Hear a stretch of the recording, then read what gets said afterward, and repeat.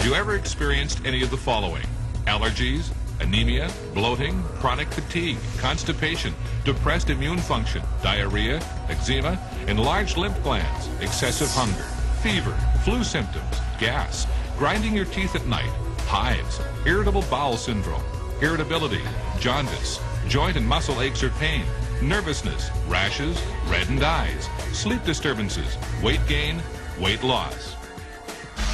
Health experts have been telling us for years that 90% of all diseases start in our colon and that most of us suffer from some degree of constipation. We regularly deworm our pets, but we never consider we might also have parasites and worms living inside us.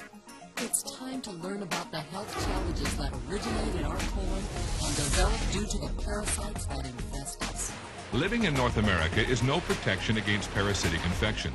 Symptoms of parasitic infestation may include constipation, weight loss, weight gain, excessive hunger, extreme nervousness and irritability, diarrhea, gas and bloating, irritable bowel syndrome, joint and muscle pain, anemia, and allergies.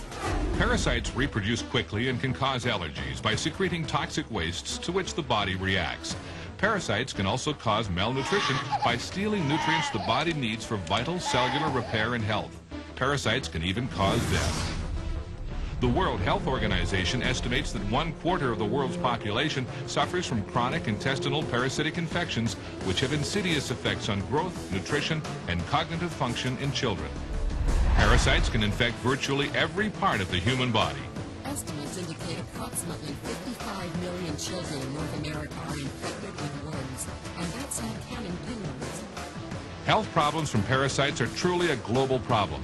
Of the deaths worldwide due to communicable diseases, about 80% are due to parasite infections and parasitic diseases. Snail fever kills approximately 200,000 people every year.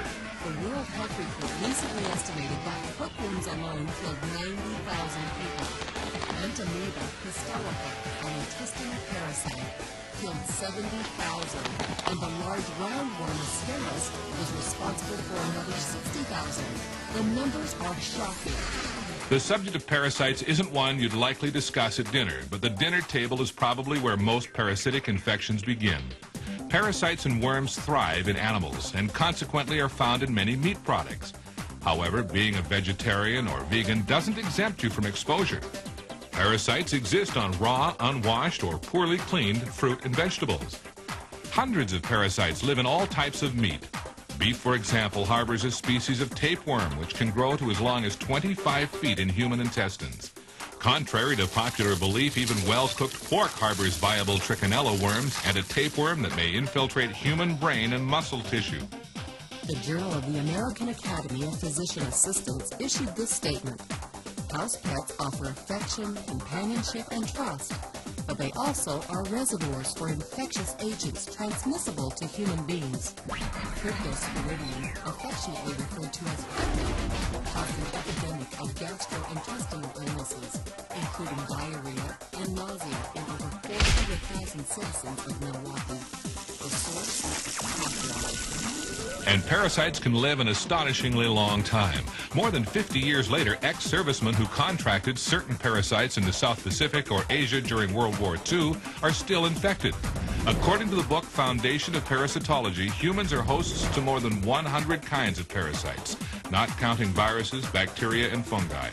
It is unusual to find a domestic animal which isn't carrying at least one species of parasite, and often the parasites themselves are the hosts to further parasites. At this point, a couple of things must now be clear to you. First, the chances are very high that you have one or more parasites living inside you. Second, the parasites you probably have are a major threat to your health and well-being.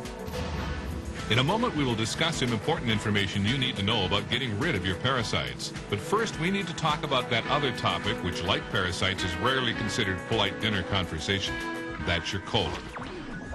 Not only is the colon the source of many of our illnesses, it is also the area where most of our parasites initially settle and reproduce. The colon is the compost heap where these parasites nest, feed, and lay their eggs. Every time you eat, you put food into your digestive system. There are only three things that can happen to that food. One, your body can use part of it for fuel and nutrition. 2, the leftover materials can be eliminated. Or 3, it can stay inside your digestive system. Every scrap of food that isn't either used up or eliminated by your body sits somewhere in your digestive system. The majority of it stays in your colon. When this happens, a minute layer of refuse material coats the wall of your colon, like layers of paint. Over time, each additional layer of uneliminated refuse covers the previous one. And exactly what is that material? It's uneliminated fecal matter. One of the functions of your colon is to draw whatever remaining nutrients it can from material passing through it. However, when your colon is coated with a layer of toxic, compacted fecal matter, what gets soaked up with the nutrients? You guessed it, toxins. Toxins your digestive system was supposed to eliminate. The process is called auto-intoxication or self-poisoning. You may be unwittingly poisoning yourself with the toxins accumulated in your colon. What kind of health problems does auto-intoxication present? Most naturopaths believe the majority of symptoms we attribute to illness are actually your body's reaction to toxins, toxins which come from your colon. In the United States alone, 60 to 70 million people are affected by digestive diseases, and 10 million people are hospitalized for digestive diseases annually, which amounts to 13% of all hospitalizations. For most of us, it is not a question of whether or not we have parasites, but rather what parasites we do have.